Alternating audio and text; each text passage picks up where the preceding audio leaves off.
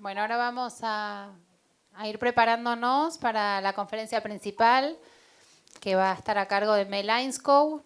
Lamentablemente Mariana Narodowski no va a poder participar. Me acaba de avisar un problema de último minuto, así que lamentablemente no va a poder estar, pero estamos nosotros, está Mariana, están los colegas que nos están acompañando en forma remota. Estábamos remando, muy bien. Así que bueno, muchas gracias a todos por acompañarnos. Ahora sí, todos los que necesiten auriculares, acuérdense que hay una mesita afuera para poder retirarlos. Acuérdense después también, por favor, devolverlos, pues si no vamos a tener algunas dificultades. Y quienes estén acompañándonos en forma remota también van a tener posibilidad de escuchar a Mel en castellano. Les va a aparecer toda la explicación en el chat. Así que ahora sí, le doy la palabra a Mariana Schenone, con quien venimos imaginando este encuentro desde hace ya muchos años, después del encuentro anterior. Y con suerte, digamos, pudimos contar con el apoyo de la SEDUC, de colegas del BID y también de Néstor López, que estuvo también acompañándonos en el diseño de este espacio. Así que ahora sí, Mariana, si querés aprovechar y presentar. Hola. Hola, yo soy Mariana Schenone de TRAMARED y sí, como dijo Tami, hace muchos años que venimos trabajando para poder armar este encuentro. Primero, gracias. Y la verdad que tener la suerte y la oportunidad de escuchar a Mel Ainscow es única. Voy a decir, bueno, Mel Ainscow es profesor emérito de la Universidad de Manchester, profesor de Educación en la Universidad de Glasgow y profesor adjunto en la Universidad Tecnológica de Queensland. Consultor de larga trayectoria en la UNESCO, es reconocido internacionalmente como una de las principales autoridades en la promoción de la inclusión y la equidad en educación. Hola Mel, para mí es un honor, no saben lo que estoy como súper emocionada. Tantos mails que nos escribimos, así que bueno, acá estamos. Así que para escuchar tu maravillosa presentación y aprender. Okay, well, good afternoon, and it's very nice to be part of this conversation. I wish I was with you in beautiful Buenos Aires, but that's not possible. I've read the concept note for this conversation, and I must say it's very impressive. I hope you will all have a chance to look at it. I know little about the Argentinian system, so I am not telling you what to do. What I'm going to do is to reflect on experiences in other parts of the world, tell some stories, and I hope that will make you think about your situation in Argentina. As was said in the introduction, I've been fortunate in my career because of my association with UNESCO, which is the main organisation, global organisation concerned with education. Because of that experience, I've had a chance to work with education systems and work with schools in different parts of the system, in different parts of the world. So I'm going to reflect on all those experiences to think about how inclusion and equity in education can be promoted. Next slide, please. So we'll start in India. This photograph was taken some years ago in the city of Mumbai in India. The photograph was taken in a very poor area of the city. I think you would call it a favela, an area where there are homemade houses, very simple accommodation, and these children come from that poor home. Now, I relate these children to a global development that's been going on since 1990. In 1990, there was a major world conference called Education for All. And I like that phrase because it seems to me to be clear and simple. how do we achieve education for all? And since 1990, there's been great efforts to encourage governments to invest in education. Despite that, currently it is estimated that something like 260 million children around the world never meet a teacher, never go to a school, because where they live, there are no schools and there are no teachers. So despite all the efforts since 1990, we have this global crisis of 260 million children who receive no formal education, maybe receive some informal education. So these children in Mumbai were part of the 260 million children. What happened was a group of parents formed a committee. To be more accurate, a group of mothers formed a committee, and they decided that they believed in education for all, and they wanted education for all their children. They had some help from a local charity. They collected some money, not very much. They collected some simple materials and they built a classroom. And what the photograph shows is this simple building that they made together, which is the classroom that they built. Standing in front of the building are the children who are going to school today for the first time. Some of them look very happy. Some of them look not very happy. Some of them look not very sure, which is true of all children around the world when they go to school for the first time. Standing in the shadows of the photograph are two women. One of the women is the chair of the committee that built the classroom. The other woman is a teacher. What happened was, once there was a classroom, the local government provided a teacher. Now, I tell you that story for two reasons. First of all, to remind us, many of us, I think, certainly in my country, that we are very lucky with the resources that we have. The buildings, the teachers, the other people who get involved in education. We're very lucky. I think from what I know, you're reasonably fortunate in Argentina. So it's to remind us that we have to make sure that we make good use of those resources, the physical resources, but especially the human resources. The other reason to tell the story, which in a way is my most important point this afternoon, and that is to say this. These parents, these mothers, wanted their children to have an education, and they made it happen. They made it happen. They had a collective will to make it happen. Now, that is my central message to you as you think about your situation in Argentina. We can make progress in relation to education for all. We can make progress in relation to inclusive education if, like these parents in India, we have the collective will to make it happen. So a lot of what I'm going to talk about is examples of people like that who made things happen. Next slide.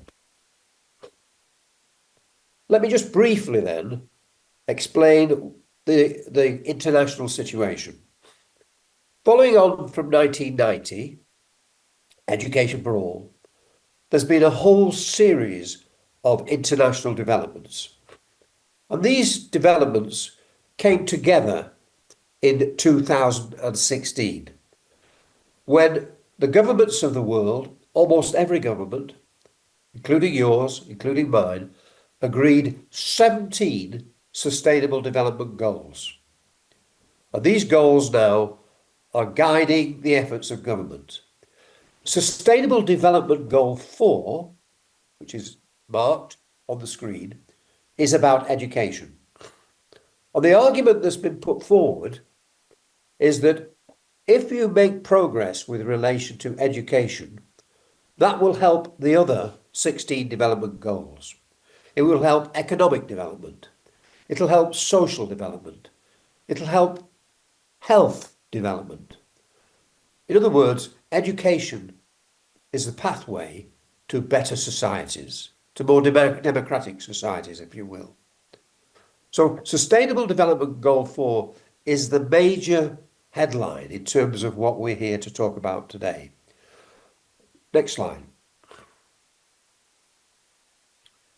In relation to that goal, in 2017, I worked with a group of international experts to produce a guide for UNESCO.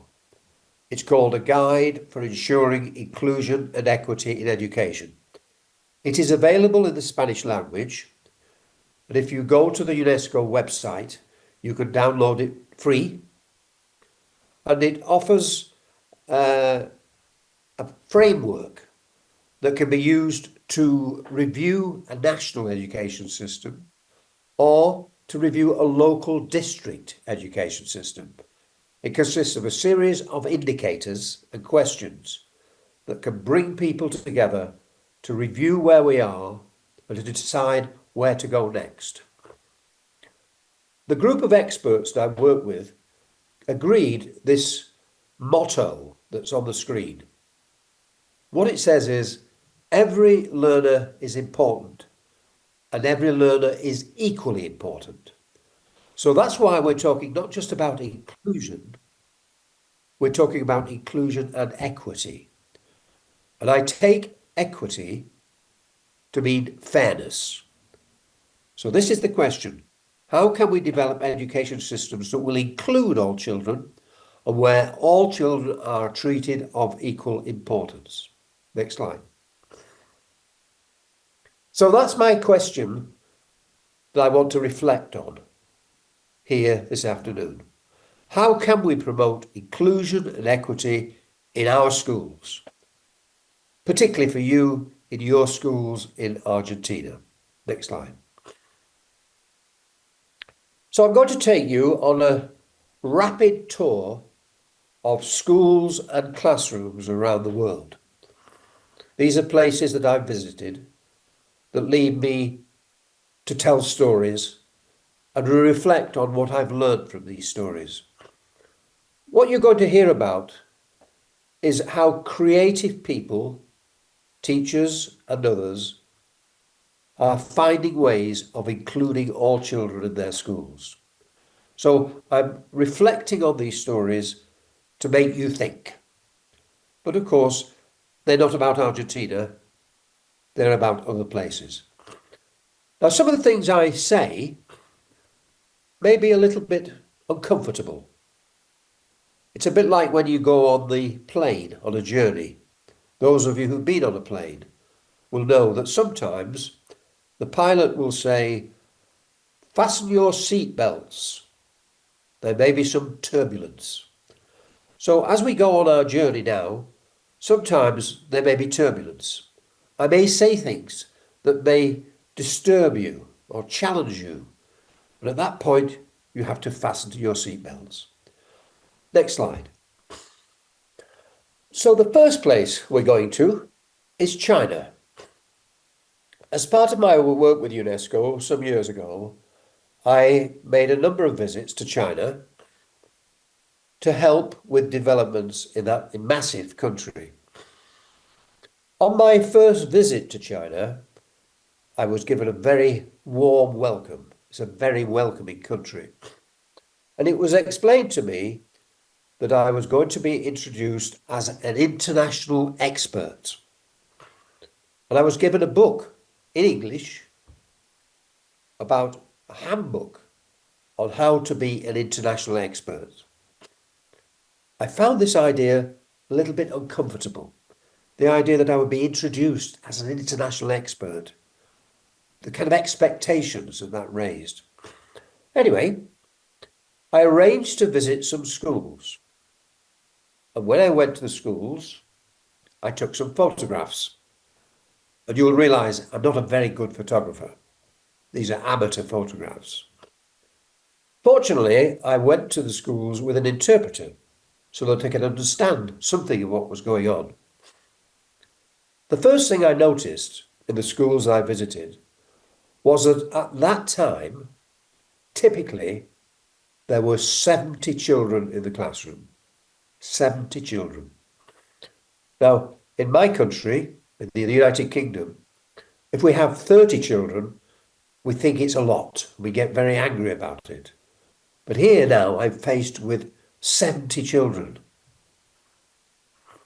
And here I am, an international expert, being expected to advise the teachers in China as to how to make their lessons more inclusive. Very challenging, as you can imagine. So what I did was, with the help of the interpreter, I watched the lessons and I listened to what was going on. And I realized that many of the Chinese teachers that I was observing were very skillful at managing these large classes. Many of them, the teachers were quite short, and they stood on stages at the front of the classroom so they could see the children at the back of the room. The teachers used questions a lot. They were very skillful at using questions. Often they asked a question and then the class would answer together, like a choir, giving their collective answer. But then sometimes the teachers would ask the children to put up their hands if they would like to answer the question. Next slide, please. When that happened, the children put up their hands in a kind of salute. Now, this is interesting. Schools around the world are very similar, in my experience. They're organised in similar ways, they have similar routines, but then there are matters of detail which are different. Like this one, the salute. I used to spend time in Romania, in Eastern Germany, in Eastern Europe. And there the children would do this. In my country, in the United Kingdom, the children do this. I wonder what they do in Argentina. You would be able to show me if I could see you. Anyway, what happened was, as the children saluted, the teacher would ask individuals to answer the question. Interestingly, however, sometimes she asked children who did not put their hand up. Children did not want to give an answer. Now, I thought this is interesting. It's a skill that these teachers have in China of helping all the class to feel that they have to listen and engage because they may be asked the question at any time.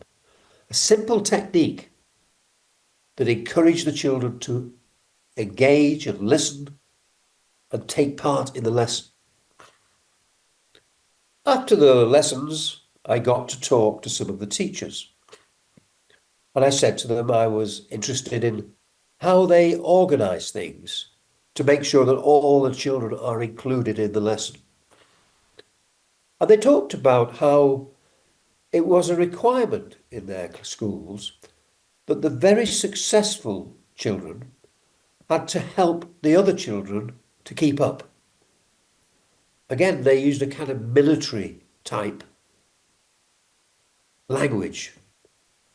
The children have to march forward together, they said. And they explained that this was part of the custom in China, that in the family, in the village, in the community, people were expected to help one another. And so what I saw going on in the break times and at lunch times, I saw groups of children helping each other, with the successful students helping the less successful students. Now, I learnt a lot from these visits in China. I learnt a lot by watching the teachers, but I learnt about the culture of the Chinese community, where people are expected to help one another.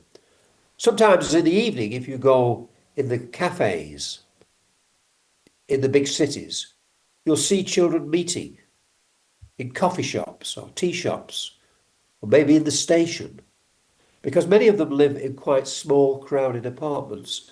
So they meet together in the evening to do their work, their homework, and to help one another. So the culture of the community is a starting point.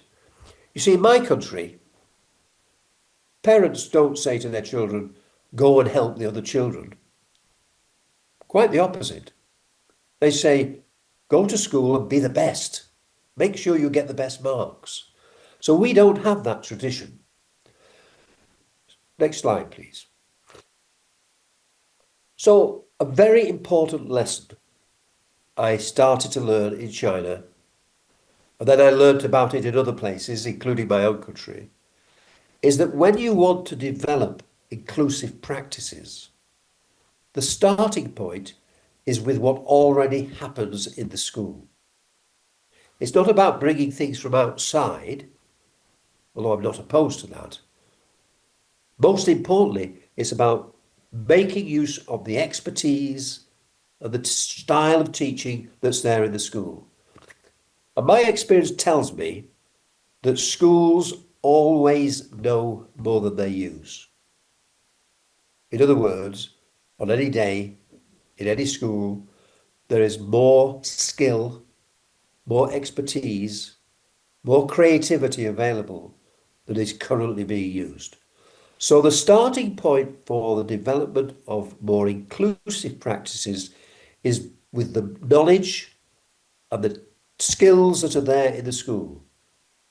I sum it up by saying it's about moving knowledge around within the school. Teachers learning from each other. Teachers helping one another to innovate. I'll give some examples of that in a moment. Okay, fasten your seatbelt. We're going to Europe. Next slide. No, we're not. We're going to Africa. I apologize. This is a classroom in Ghana, in Africa. Ghana is a country on the equator. It's very hot. It's mainly made up of fishing villages. And this school that I visited was in a fishing village. Clearly, the situation is very different to what we saw in China. The classes are much smaller, but the facilities are very poor. As you can see, there's no real windows, just gaps in the wall, and it's very hot. And of course, if there's a visitor, especially a visitor with white skin, then people from the village come to have a look at what's going on. The resources that the children have are very simple. I saw some of the children bringing chairs to the school in the morning because there weren't enough chairs for them to sit on. So they actually carried chairs from home. I said to some of the teachers, I've come from the UK on behalf of UNESCO to help to see what we could do to make your lessons more effective, more inclusive. And some of the teachers said to me, oh, that's nice. What we'd like you to do is to give us some more books. And they explained that usually they only had one book for every lesson. Only one book for every lesson. And so if they wanted the children to know what's in the book, they had to read the book or put parts of it on the board, on the blackboard at the front of the room. And I think, what an unfair world we live in. What did it cost to fly me from the UK to Ghana? You know, why didn't we use that money to buy books for these teachers and for these children? It is a very unfair world. Next slide. As I walked around the school, going in lessons, I saw this boy. He had quite a severe physical impairment in one leg. I was told that his father had bought him and made him a stick so that he could walk into the classroom. I followed him into the classroom, and when I got a chance, I talked to the teacher and I said, how is it that this boy comes to your school? He didn't understand my question. So I said it again. How does it that this boy comes to your classroom? And the teacher said, where else would he go? You see, I was asking a question from Europe, where we have lots of sophisticated resources. This boy could perhaps be in a special class or in a special school if he was in Europe. This is the village school. There is only one school in the village. All the children go to the village. All the teachers live in the village. Where else would he go? The teacher explained to me that I asked, do you make special arrangements? And the teacher said, well, not particularly. He said, but like when we're doing physical education, the other children help him. Now, what I learned from this experience was much of what we're thinking about when we're talking about inclusive education is how we see differences. Next slide, please. Do we see differences as a problem that has to be fixed or taken away? Or do we see differences as something that can be valued? Now, I think in schools that make progress in relation to inclusive education and equity are schools where differences are seen in a positive way, as a stimulus for innovation, for a stimulus for people to think about what else can we do so that these children or this particular child can take part in the lesson. Okay, next slide. We're now in Europe, in Austria, in a school just outside the city of Vienna, the capital city. It's just before Christmas, and as you see, it's thick snow around. So I have the chance to visit the school and see what's happening in the classrooms. Next slide. In this classroom, I immediately noticed the fantastic resources, the wonderful furniture, the equipment that the children have. There are 17 children in the class, 17. It's just before Christmas, and the teacher explains to the children that they're going to do a project about the new year, and they're going to make a calendar. And he explained about this, and the children started making their calendars. As I watched, I realised that there was another teacher in the room, and she was at the back of the classroom with one particular student. He was sitting on his own. The extra teacher were there because in the policy of Austria at that time, if a student was categorised as having special needs, then they would get a support teacher. And this was the support teacher that was there in the classroom. So as I watched the lesson, I looked to see what the support teacher did and to see what happened to this boy who was sitting on his own. And I realised that the support teacher was a kind of barrier. Although she was there to facilitate, to help the student take part, she stood in front of him so he couldn't see the rest of the children or see the other teacher. She gave him a separate task that he worked on. So is this inclusion, or is it a new kind of segregation? A segregation in the regular classroom? What I'm saying to you is we need to be very careful about what we do in the interests of inclusion and what happens as a result of what we do. The idea of 2 adults in the classroom is wonderful. It's fantastic. The possibilities are endless for these 2 adults to work together, to plan together, to support one another, and to create a lesson where all the children are included and where all the children can participate and contribute, rather than having one child who is separated. Now, sometimes in some places I go, including in my own country here in the UK, it's not a sport teacher, it may be what we would call a learning assistant or a learning support assistant. But the same issue arises. Are those people there to support participation and inclusion, or are they there to create a separate arrangement? Next slide.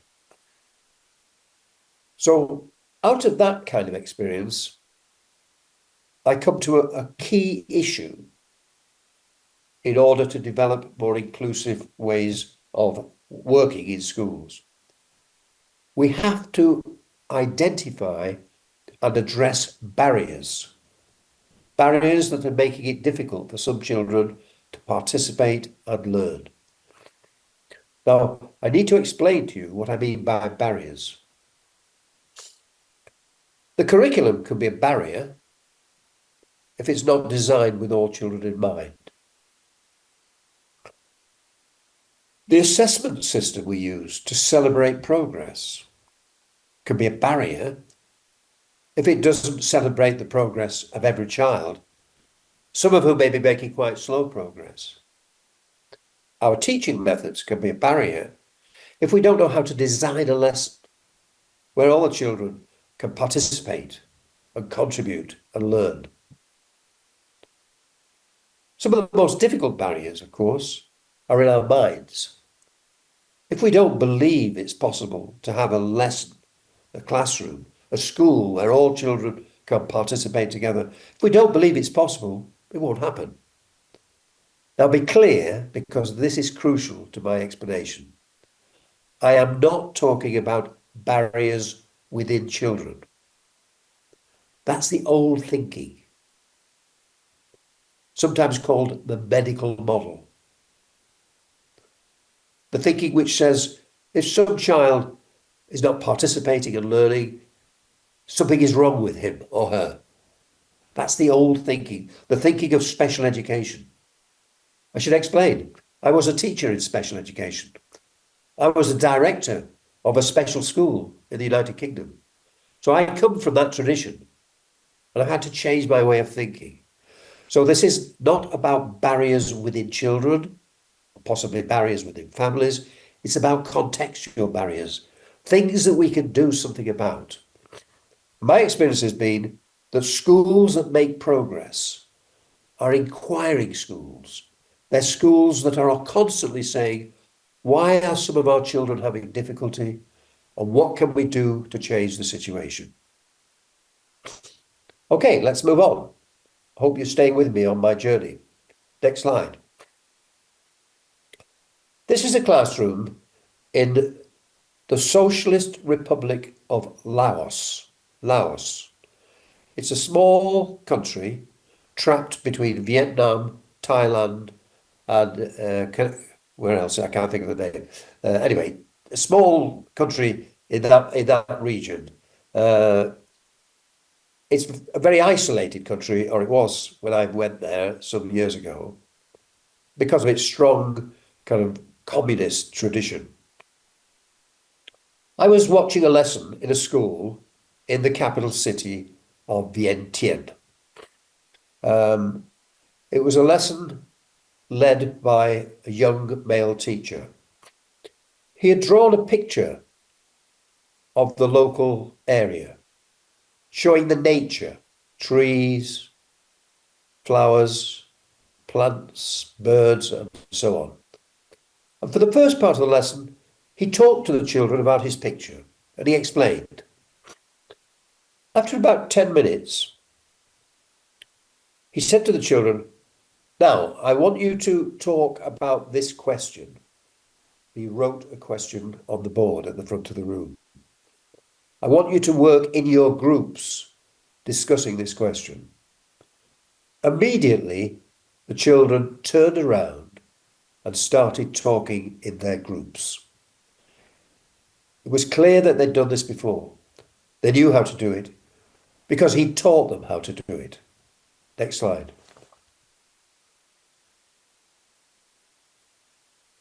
Immediately, this classroom was transformed. These children who were sitting passively, silently, listening, or maybe not listening, now were active learners. Look at the faces of these boys. Look at their bodies, their body language. One of the boys is making notes of the ideas that they're coming up with. They're active learners. This is an inclusive classroom. Now, this teacher in this very isolated area knew nothing about the research from the West. There's lots of research from the West, particularly the United States, about this. And what that research tells us is that where teachers are skillful at planning their lessons to include this kind of cooperative learning, children working in groups, where teachers are skillful, remember that, where they're skillful, then the learning of all the children will be improved. It's a way of improving the standards of learning in a school.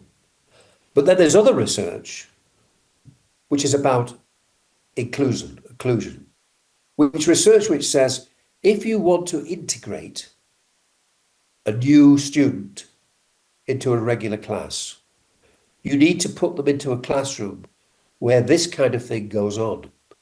Because, of course, the other children will help the newcomer to participate and learn with them.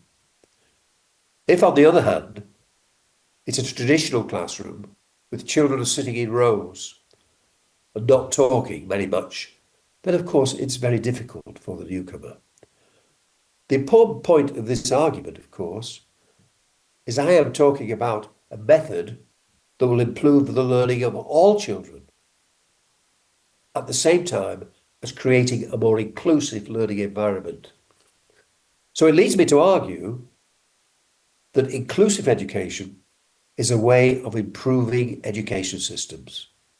It's not instead of school improvement, it is school improvement. Next slide. So my fourth lesson, stimulated by that story in Laos, is that the way forward in terms of inclusive education is to make better use of the resources that are there in the school, especially the human resources, and particularly the children themselves. Schools where children learn how to learn together and from one another will be schools where everybody has a chance of being included. Okay, we're going on with our journey now. I hope you're staying with me because we're off now to India. Next slide. On my first visit to India, I went to the capital city, New Delhi, and I was taken to this school in the city in a very poor area, a government school, and I spent the day watching lessons. I'd gone to India with expectations, what I expected to see. I expected to see quite formal lessons, children sitting in rows, children silent, teachers doing all the talking. But in this school, I saw very different teaching going on. I spent the day going around the classroom and I saw lots of active learning. In this particular classroom, in the photograph, the children were doing a role play activity. And the role play was focused on solving a problem in a family. The children worked in groups, so cooperative group work again. And in the groups, each child had a role, the mother, the father, the grandfather, the brother, and so on. And they had a problem to solve, and they role-played the solving of the problem. It was very noisy. It was very active. And watching around, all the children were participating. They were all involved. After a while, the teacher asked the children to stop, sit down.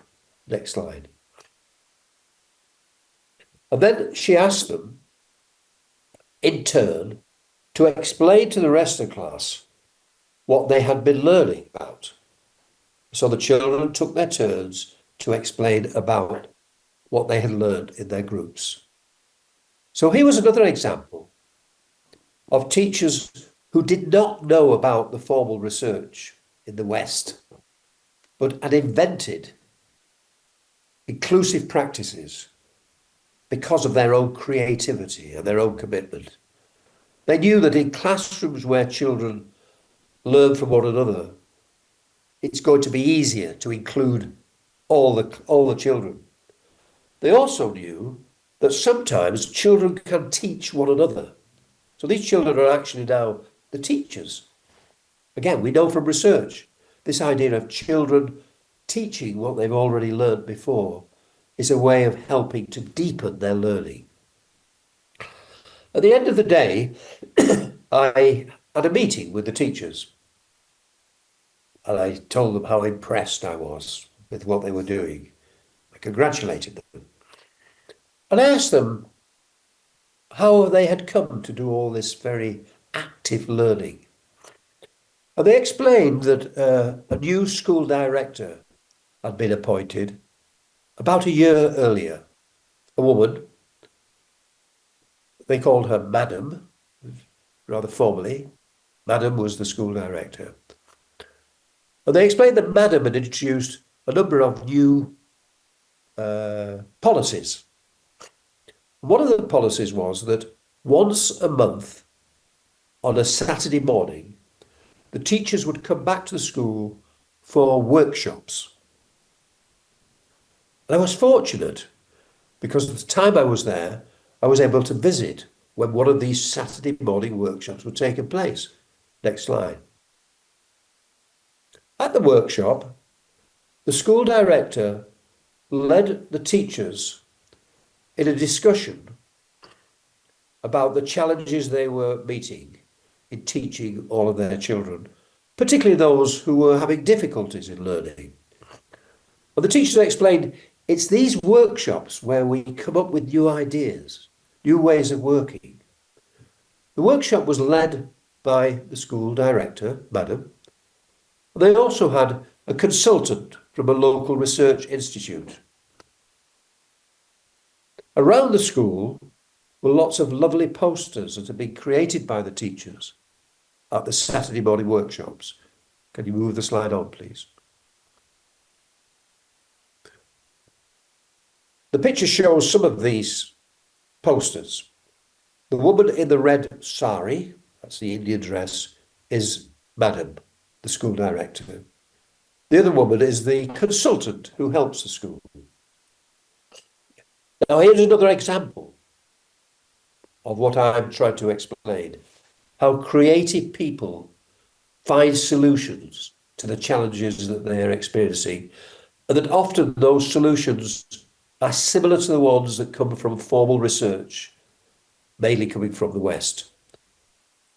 Here, for example, this school director was showing what kinds of leadership is needed to create an inclusive school.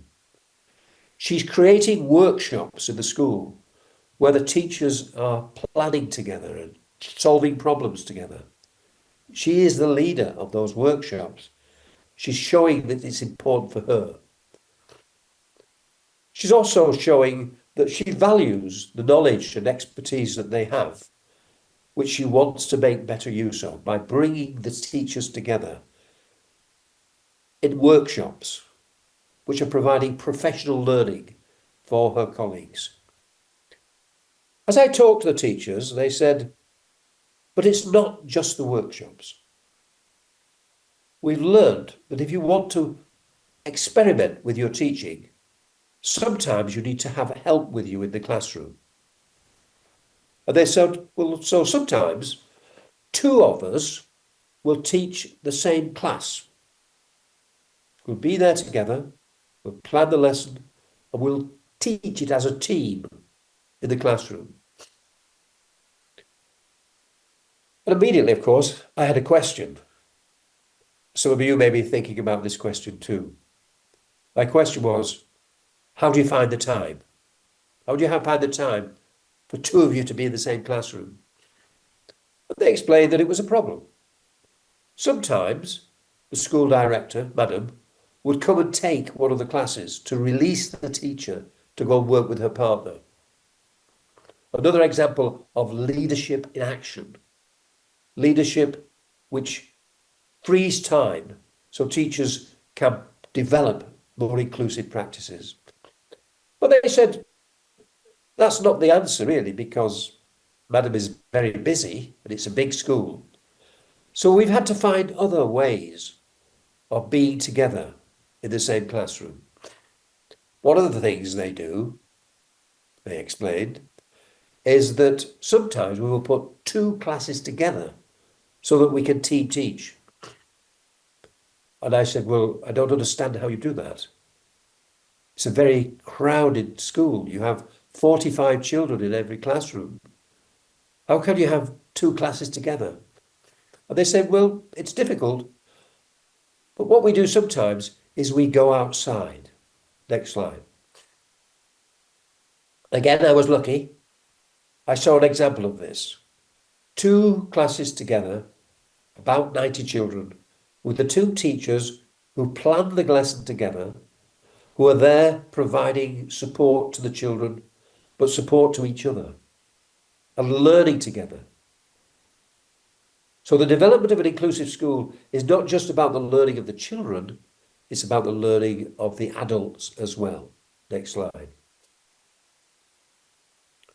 So the lesson I take from that school in India is that you have to create a learning environment that supports the learning of children, but also supports the learning of adults. And when that happens, it leads to the development of a language of practice where teachers can share ideas and think about what else they can do to reach the children who are not reaching at the moment. You see, I watch lots of teachers at work. And if I can, after the lesson, I sit down with them and they explain what I've just seen. I'm like a mirror on their classroom. Often when I do that, teachers will say, I don't remember doing that. Did I do that? And what that reminds people like me, who live outside the day-to-day reality of the school, is how intensive the life of a teacher is. There's no time to think. There's no time to talk. You're just all the time planning and replanning, taking account of the reaction of the children. So consequently, teachers find it very difficult to explain what they do. You see, I'm arguing to build on the work of teachers, to move knowledge around within a school. But if you don't have a chance to see other teachers teaching and a chance to talk about practice, then you don't develop that language. So when I see a school like this one in India, I see the professional learning of teachers creating a language so that they can share ideas. And when that works well, it doesn't always work well, when it does, it creates a new culture in the school, a culture of experimentation, continuous thinking about what else can we do to reach the children that we're not reaching. So what I'm arguing for is a form of school improvement which moves knowledge around, that invests in the learning of adults in the belief that that will help the learning of children. It takes time.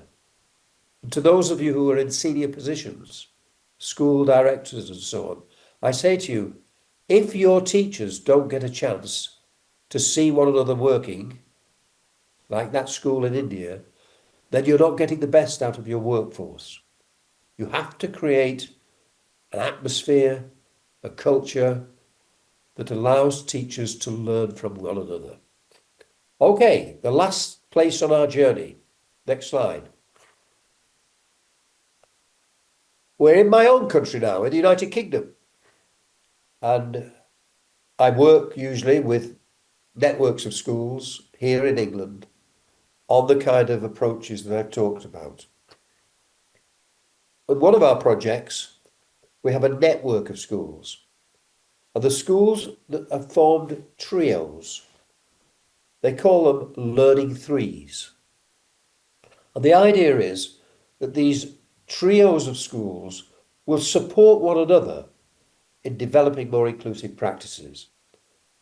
And one of the things that happens is, just occasionally, senior people will spend time in one of the three schools, watching lessons, informal observation. Move the slide on, please. And talking to the children. The idea is to gather information. And then what happens is at the end of the morning, it usually is a morning, the three senior people have a meeting where they reflect on what they've seen and heard in their school and what they've learned from all of this. So what I'm doing now is I'm extending the idea of professional learning within a school to a professional learning between schools. And I think this can be another powerful strategy for the development of more inclusive practices. Next slide, please. I shadow, as a researcher, I shadow some of these visits. And it's fantastic to observe the people visiting as they notice things and they talk about it. And it creates a fantastic opportunity for professional learning, sharing ideas, but also challenging each other as they reflect on what they've seen and heard. So that's my sixth lesson. Last slide, please. I'm talking about the development of schools, more inclusive schools, through the use of the expertise that's there in the school, moving knowledge around. It requires innovation, it requires collaboration within a school, and I think you can add to that collaboration between schools by building networks or partnerships of schools, usually in one particular area. Then you can help all the schools to make progress. Next slide. There's one other important lesson that I will add to the ones I've talked about, and it comes from Portugal. Portugal is a relatively small European country, but it's probably the most inclusive country that I've ever visited. And it's a long and complicated story. If you want to read more about it, there is a report for the OECD, which is an organization of wealthy countries. I was part of a group that investigated developments in Portugal, and we produced this report, which you can get from the OECD website.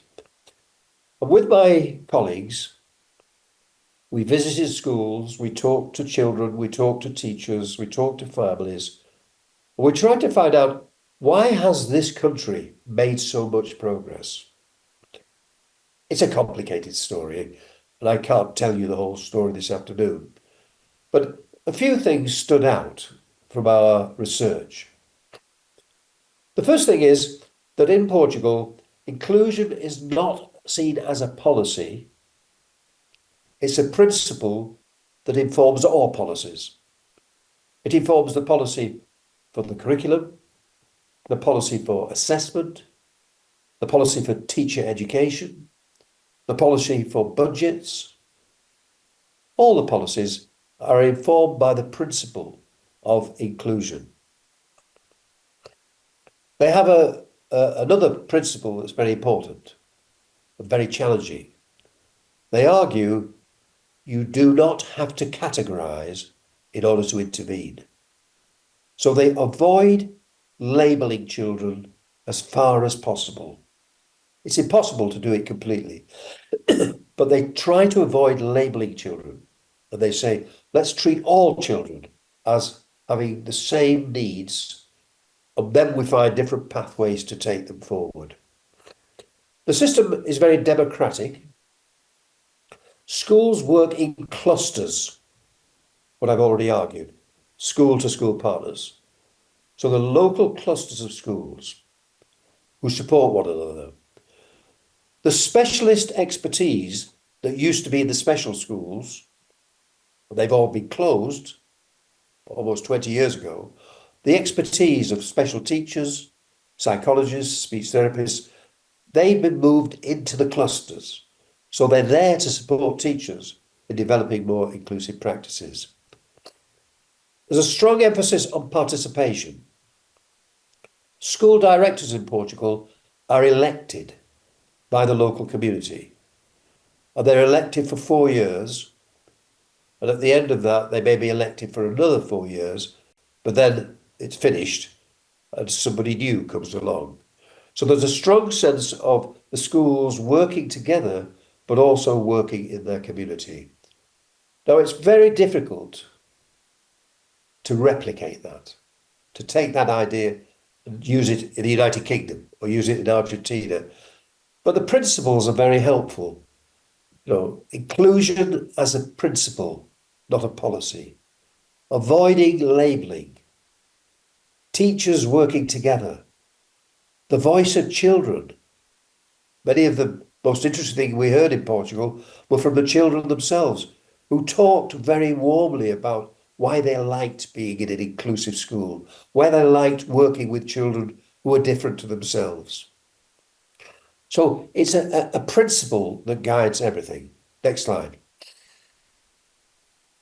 But remember the most important lesson that I've drawn from all of this, the collective will to make it happen. School improvement, that's what I'm talking about, school improvement, based on the principle of inclusion, can be said to be technically simple, but socially complex. It's not that difficult to say what needs to happen. I've just summarized it in 50 minutes. It's easy to say what needs to happen. The complexity is to make it happen. And as I've stressed, it requires leadership at all levels. Leadership from government, of course, very important, but leadership at the local area, leadership at the level of the school, but also leadership in the classroom. Teachers are policymakers. That's why we have to take teachers with us. And of course, there is a role for families, a role for children and students themselves.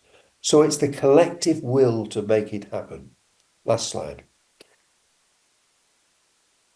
If you want to read some more stories of the sort that I've told you this afternoon, there is a book recently published in Spanish from the Spanish publisher Garcia, where I reflect, as I've done this afternoon, on what I've learned from attending schools and classrooms around the world. I hope you find that interesting. I hope it makes you think. I hope it stimulates the rest of your conversation for the rest of the day. Thank you very much.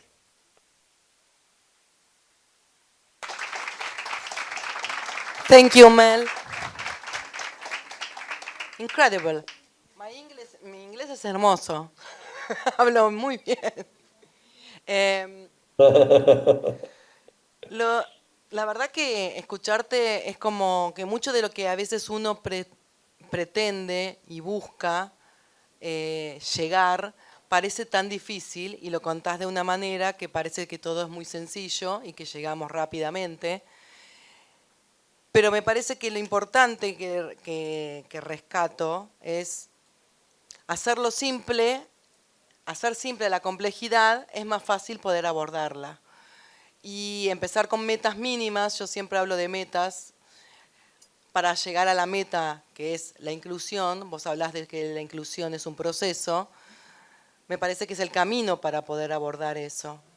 Y vos hablás de colaboración, hablas de trabajo en red, hablas de trabajo con el otro, Y por lo general es lo que más nos cuesta. Y algo que me pareció súper interesante que estuviste diciendo en estos 50 minutos, la importancia que le diste de escuchar a los alumnos, a escuchar a los docentes. No solamente a los docentes, sino también a los alumnos, pero escuchar a los docentes. Y a veces venimos con ideas o con prejuicios y nos cuesta corrernos y decir, bueno, a ver, ¿qué está pasando en el aula? Miremos, ¿qué cosas de esas realmente son recursos positivos que los podemos usar para un trabajo en inclusión? No sé, perdón, me salió del alma decir todo esto, no lo tenía pensado. Pero es lo que me llevaste a pensar y me acordaba de esa experiencia cuando estaba yo dentro de las escuelas, que me tocaba ser del lado de la psicopedagoga y del gabinete, y yo me decía, bueno, tenés que meterte en el aula. Y yo iba y me metía en el aula. Y yo decía, ¿cómo los docentes no están viendo lo maravilloso que están haciendo y qué cosas pueden modificar? Y son tan pequeñas. Entonces, poner eso y rescatar esas cuestiones les da un recurso positivo, que es lo que decías vos, de los recursos humanos, trabajar con ellos para que puedan encontrar el camino de cómo hacer un proceso de inclusión. No sé, perdón, me mandé con todo. No sé qué, fue mi reflexión después de haberte escuchado. ¿Querés decir algo más? No sé, ¿alguien le quiere preguntar alguna cuestión? ¿Alguna cosita? ¿No? Los dejaste a todos mudos. ¿Querés decir alguna última reflexión para que nos des energía para poder seguir con nuestro trabajo?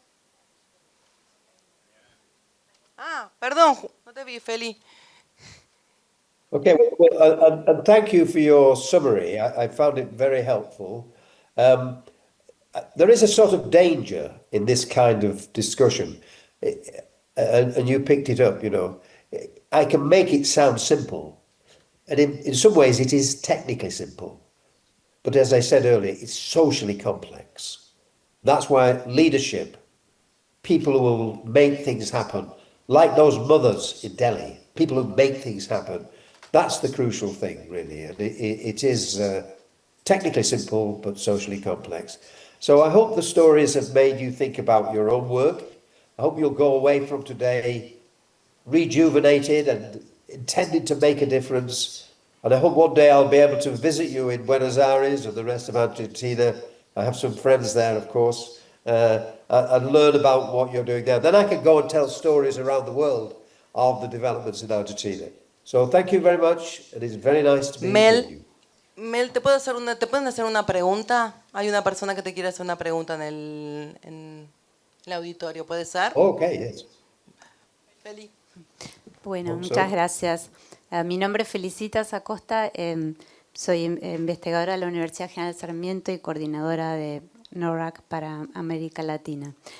Tenía 12 preguntas y quizás comentarios. La primera es, en lo que presentó veo como una tensión entre las condiciones existentes en las que se desarrollan las escuelas y esta apelación a la creatividad que puede incluso sonar hasta como un poco voluntarista. Entonces, a veces creo que hay como una tensión ahí y a considerar entre, bueno, cuáles son las condiciones y cuánto efectivamente es posible apelar a esta creatividad que por supuesto siempre existe, a este conocimiento de los docentes que está y hay que saber aprovechar, pero que también muchas veces se obstaculiza por las propias condiciones.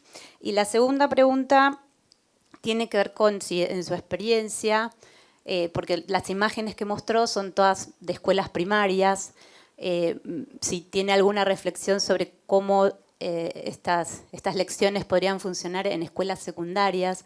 Sobre todo en las escuelas secundarias en nuestro país la organización es muy diferente porque los profesores están formados en materias, en asignaturas, entonces es otra dinámica, es otra cultura. Entonces quería saber si tenía alguna reflexión en esos espacios. Gracias. Yes, and thank you for the question. And it is, I'm not going to answer the question, it is some reflections in the light of what you've said. I think, to go up to the beginning of your comment, I think there is an interesting role here for research and researchers, you know, and obviously I work for a university, so I am a researcher. I think research has to have an impact. And so the work I do with my colleagues, I don't do anything on my own. I believe you have to have partners to make things happen. We work with networks of schools using forms of, if you want to call it, action research to get people to think about what they can do to address the barriers that some of their students are experiencing. And a lot of my work has been with secondary schools. I recently completed a project in your neighbour, Uruguay, where we worked with a group of secondary schools in Uruguay, looking at why some of the students were dropping out. I worked with a friend of mine, Mercedes Viola. I don't know whether she's online with us. She might be. And we worked with those schools, and we asked each of the schools to set up a staff inquiry team, a group of teachers who would investigate evidence in their school to address what the barriers were. And we saw lots of progress in those schools. Still challenges, of course, but lots of progress. So that's my model, really, as a researcher, to work with the system, not on the system. Some people as researchers work on the system. I work with the system. And it is about drawing together partners, teachers, school leaders, students, and of course families. And I could tell many more stories, and they're all in the book, so you can have a look at them if you're interested. I'm reminded, for example, of one secondary school we worked with in England. And we followed that pattern that I've just talked about. They formed a team of teachers to investigate barriers in their school. It was a very large secondary school, about 2,000 children, a very successful school, very popular. And they looked at statistical evidence, and they realised that there were lots of children who were overlooked. So we focused on a year group, the students aged about 14. And they looked at the statistics, and they realised there were lots of students who never get rewards, never get punishment. And they decided that these students were invisible. They called them invisible. And we interviewed some of these students, and we observed them in lessons. And we realised that these students were coming to a school every day. They were getting on with their work. Mostly they were behaving well, but they were invisible. The student said to us, nobody seems to know my name. You know, none of the teachers know who I am. So this idea of being inclusive is very complex. And it's very easy to just focus on certain children who are labelled because they are seen as being special. And of course, we mustn't forget those children. But there may be some individual students who are invisible. So it's a complex process. But I do think forms of collaborative action research led from within school, with the help of university researchers where they're available, is a way of taking this thinking forward. But as we said earlier, technically simple, but socially complex. Thank you for the comments and questions.